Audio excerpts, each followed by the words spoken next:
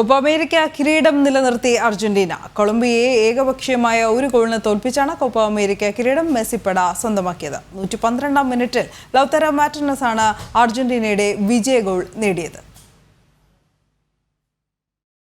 ആദ്യ പകുതിയിൽ ഇരു ടീമുകൾക്കും അവസരങ്ങൾ ഏറെ ലഭിച്ചിരുന്നെങ്കിലും ഒന്നും ലക്ഷ്യത്തിലെത്തിയില്ല. പന്തടക്കത്തിലും ഓൺ ടാർഗറ്റ് ഷോട്ടുകളുടെ എണ്ണത്തിലും പാസുകളിലും കൊളംബിയയ്ക്കായിരുന്നു ആദ്യ പകുതിയിൽ മേൽക്കൈ.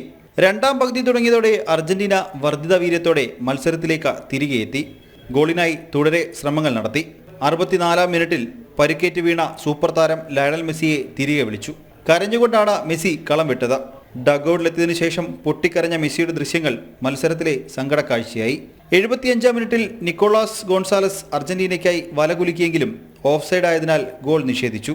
അവസാന മിനിറ്റുകളിൽ ഇരു ടീമുകളും ഗോളിനു വേണ്ടി ആക്രമിച്ച് കളിച്ചെങ്കിലും ഗോൾ അകന്നു നിന്നതോടെ മത്സരം അധിക സമയത്തേക്ക് നീണ്ടു. അധിക സമയത്തിന്റെ ആദ്യ പകുതിയിൽ അർജന്റീന ആക്രമണം അഴിച്ചുവിട്ടെങ്കിലും ഗോൾ രഹിതമായിരുന്നു. എന്നാൽ 112-ാം മിനിറ്റിൽ അർജന്റീനയുടെ രക്ഷകനായി ലൗതാരോ മാർട്ടിനസ് എത്തി. ഡീപോൾ നൽകിയ പന്ത് ലോ സെൽസോ ബോക്സിലേക്ക് നീട്ടി. ഓടിയെത്തിയ ലൗതാരോ ഗോളിയെ മറികടന്ന് വലകുലുക്കി. അവസാന മത്സരം കളിക്കുന്ന ഏഞ്ചൽ ഡിമരിയെ വാരിപ്പുണർന്നു ലൗതാരോ. സങ്കടത്താൽ തല താഴ്ത്തിയിരുന്ന മെസ്സി തലയുയർത്തി. മുഖത്ത് സ്വതസിദ്ധമായ പുഞ്ചിരി വിടർന്നു. അർജന്റീന 16-ാം കോപ്പയിൽ മുത്തമിട്ടു. തുടർച്ചയായ 4-ാം കിരീടം. സ്പോർട്സ് ഡെസ്ക്, ജനം.